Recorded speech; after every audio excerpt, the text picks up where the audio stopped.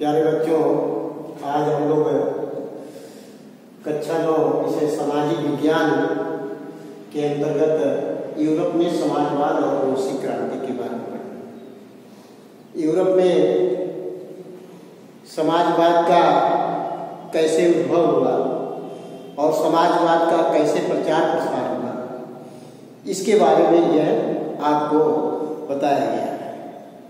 ये सामाजिक विज्ञान के अंतर्गत लोकतांत्रिक राजनीति के अंतर्गत ये दूसरा पाठ लोकतांत्रिक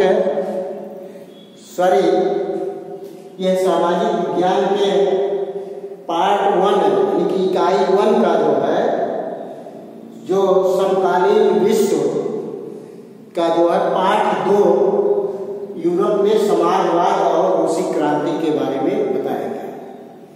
तो यूरोप में समाजवाद का कैसे उद्भव हुआ, कैसे विकास हुआ, इसके बारे में आपको बताया गया। तो आज हम यूरोप में समाजवाद का विकास कैसे होता है और समाजवादी सरकार कब स्थापित होती है, तो उसके पहले समाजवाद के प्रचार प्रसार की गतिविधियां या समाजवाद कैसे आया, इसके विषय में आपको बताएंगे। तो इसमें सामाजिक परिवर्तन, पहला टॉपिक है सामाजिक परिवर्तन युग, यानी कि औद्योगिकरण के बाद जैसा 16वीं शताब्दी में जो है संपूर्ण यूरोप में औद्योगिकरण हुआ और औद्योगिकरण के कारण जो है सामाजिक परिवर्तन का युग का प्रारंभ हुआ। क्योंकि औद्योगिकरण से मानव के जीवन में परिवर्तन आया, मानव के रहन सहन में परिवर्तन आया, मानव के आर्थिक जीवन में परिवर्तन आया। इस कारण से मानव के सामाजिक जीवन में भी परिवर्तन आया अथवा सामाजिक परिवर्तन के युग आया। समाज में परिवर्तन की भावना जगने लगी। जैसे इसके पहले यानी कि अगर औद्योगिकरण हम देखते हैं तो इंग्लैंड से प्रारंभ होती है। तो यह औद्योगिकरण इंग्लैंड में औद्योगिकरण के कारण इंग्लैंड में सामाजिक परिवर्तन हुआ। क्या सामाजिक परिवर्तन हुआ? वहाँ के समाज में जो भेदभाव उच्च निम्न वर्ग और मध्यम वर्ग था वो समाप्त करने की विचारधारा पनपी। तो उसी तरह से अन्य देशों में, फ्रांस में हो, इंग्लैंड में हो, जर्मनी में हो, ऑस्ट्रिया में हो, यानी कि यूरोप के अनेक देशों में सामाजिक परिवर्तन प्रारंभ हो गया, जो सामाजिक परिवर्तन के युग के रूप में जाना जाता है। दूसरा उदारवादी रेडिकल रूढ़िवादी। उदारवादी यानी कि सामाजिक परिवर्तन का मुख्य कारण उदारवादी लोगों का आना। हाथ रूसो के बारे में आप जानते हैं। हाथ रूसो इसी उदारवादी सिद्धांत के जो है प्रतिपादक है। उदारवादी लोग जो है ऐसा मानते हैं कि सामाजिक परिवर्तन होना चाहिए और सबको अपने जीवन का, अपनी मौलिक आवश्यकताओं के पूर्ति का अधिकार होना चाहिए। किसी समाज पर किसी विशेष या वर्ग या यानी कि किसी का वर्चस्व नहीं होना चाहिए, सबको अपने जीवन जीने का अधिकार होना चाहिए। ये उदारवादी थे। तो उदारवादियों में ये था कि कुछ चीजों को छोड़ करके वो परिवर्तन चाहते थे, जबकि रेडिकलवादी जो लोग थे वो संपूर्ण परिवर्तन के समर्थन में थे। यह संपूर्ण परिवर्तन के समर्थन में, यह संपूर्ण परिवर्तन के समर्थन में नहीं थे अथवा यह कुछ परिवर्तन चाहते थे। जैसे लोगों को सामाजिक अधिकार हो, लोगों के साथ भेदभाव हो, लेकिन यह चाहते थे कि शासक को ज्यादा छेड़ा ना जाए, शासक से अपनी मांग मनवाई जाए, लेकिन उसको छेड़ा न जाए, उसको अथवा उसके खिलाफ विद्रोह न किया जाए। तो यह उदारवादी लोग थे।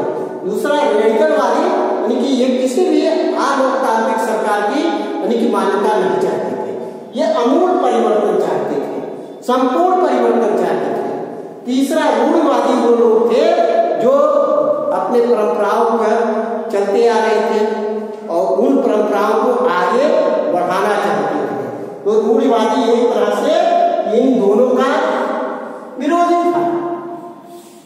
विरोध में।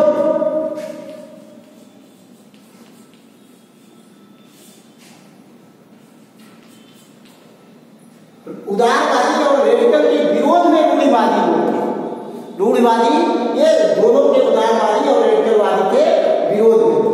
तो ये नए किसी भी प्रकार का परिवर्तन नहीं चाहते थे। ये रूढ़िवादी लोग जैसे चला आ रहा है वैसे चलना चाहिए।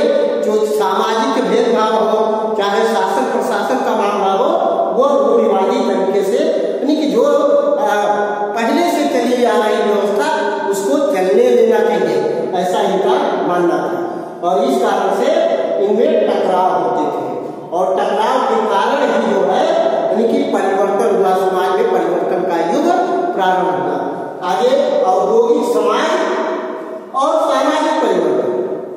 औद्योगिक समाज, जो उद्योग में लगे हुए लोग अथवा उद्योग में लगे हुए लोग, जैसे उद्योग में मजदूर, नौकर चाकर, कारीगर या पूंजीपति, ये सारे लोग औद्योगिक समाज के रूप में जाने जाते थे। औद्योगिक समाज में क्या था, एक वर्ग जो है बहुत अमीर था, एक वर्ग जो है बहुत गरीब था, जो मजदूरी करता था उसके यहाँ, उसकी कारखानों में काम करता था और मेहनत करने के बाद उसको जो श्रम के बदले में वेतन मिलता था, उससे उस वेतन के से जो है उसकी जीविका चलती थी। तो इन औद्योगिक समाज के बीच में पहले टकराव हुआ, पूंजीपतियों और मजदूरों के बीच में टकराव हुआ, जिसके कारण सामाजिक परिवर्तन हुआ। इस टकराव के कारण सामाजिक परिवर्तन की बात की जाने लगी।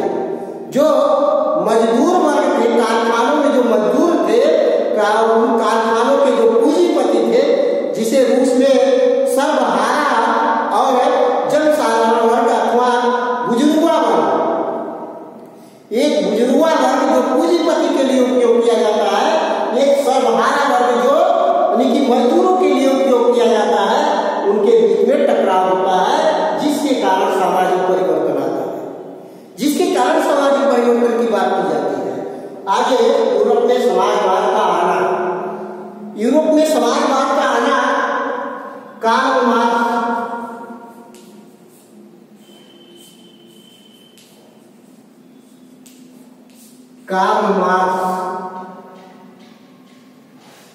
कार्ल मार्क्स को जो है वैज्ञानिक समाजवाद का जनक कहा जाता है। इसे कार्ल मार्क्स जो है वैज्ञानिक समाजवाद का जनक माना जाता है। यह 1818 ईस्वी से 1882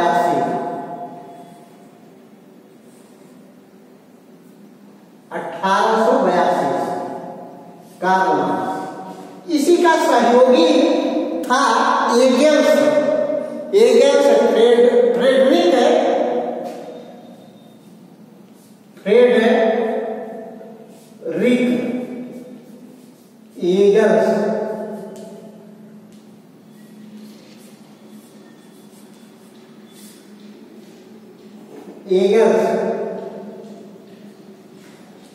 फ्रेडरिक एंगेल्स है।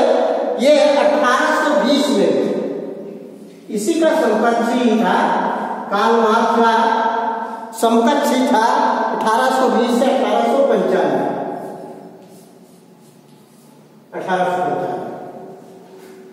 समाजवाद के जनक कहा जाता है। कार्ल मार्क्स को जो है यह समाजवाद का जनक कहा जाता था। कार्ल मार्क्स जो है वैज्ञानिक समाजवाद को लाना चाहता था। वो यह चाहता था पूंजी का जो है बंटवारा समाज में होना चाहिए, अथवा जो धन है, धन को जो है समाज के सभी वर्गों में समान रूप से वितरण होना चाहिए। इसका सिद्धांत था लोग अपनी आवश्यकता के अनुसार पाएं और अपनी क्षमता के अनुसार करें। यानी कि जिसकी जितनी क्षमता है उसको उस देश के लिए काम करना चाहिए और जितनी उसकी आवश्यकता है उसकी आवश्यकता उससे पूर्ति होनी चाहिए। वो हर क्षेत्र में समाजवाद चाहता था। आर्थिक क्षेत्र हो, सामाजिक क्षेत्र हो, धार्मिक क्षेत्र हो, राजनीतिक क्षेत्र हो, सभी क्षेत्र में वो समाजवाद को लाना चाहता था। इसीलिए कायमराज को वैज्ञानिक समाजवाद का जनक कहा जाता था। यह 1882 ईस्वी के बीच में इसका जन्म काल थी। 1818 ईस्वी में जन्म, 1882 ईस्वी में मृत्यु माना जाता है। और ये फ्रेडरिक एंगल्स जो इसका सहयोगी था कार्ल मार्क्स का, यह 1820 ईस्वी में जन्म लिया। 1895 ईस्वी में जो है यह यूरोप की राजनीति में अथवा यूरोप के सामाजिक परिवर्तन में इन दोनों लोगों का सबसे बड़ा महत्वपूर्ण स्थान है, जो समाजवाद के संस्थापक के रूप में अथवा समाजवाद के जनक के रूप में जाने जाते हैं। ये समाजवाद के लिए समर्पण, समाजवाद के लिए ये कार्ल मार्क्स और फ्रेडरिक एंगल्स समाजवादी विचारधारा का प्रचार प्रसार कर रहे हैं। लेकिन 1882 ईस्वी में कार्ल मार्क्स की मृत्यु हो जाती है और फ्रेडरिक एंगल्स की 1895 ईस्वी में मृत्यु हो जाती है। तो उस समय तक कहीं भी समाजवाद का सरकार नहीं होता। ये नहीं, 1914 ईस्वी तक, 1914 ईस्वी अथवा प्रथम विश्व युद्ध तक जो है कि यूरोप में कहीं भी समाजवादी सरकार की स्थापना नहीं हुई थी अथवा, लेकिन 1914 ईस्वी तक समाजवाद का विचारधारा जो था वो यूरोप के सभी देशों में फैल चुका था। केवल रूस में ही नहीं, ये फ्रांस में फैल चुका था, जर्मनी में फैल चुका था, इनकी इंग्लैंड में फैल चुका था। ये विचारधारा उनकी मानने वालों की संख्या कम या ज्यादा भले थी, लेकिन यह समाजवाद जो है, समाजवाद की विचारधारा ये पूरे यूरोप में फैल चुका था। और आगे आपको रूसी क्रांति, जहाँ से समाजवादी सरकार की स्थापना होती है, साम्यवादी सरकार की स्थापना होती है, सन 1917 ईस्वी में रूस की क्रांति से जो है उनकी समाजवाद की स्थापना होती है अथवा समाजवादी सरकार की स्थापना होती है। इसे अगले दिन आपको बताया जाएगा। आज यहीं तक, धन्यवाद। इस वीडियो को अधिक से अधिक देखें, अधिक से अधिक जो है अध्ययन करें, घर में रहें, सुरक्षित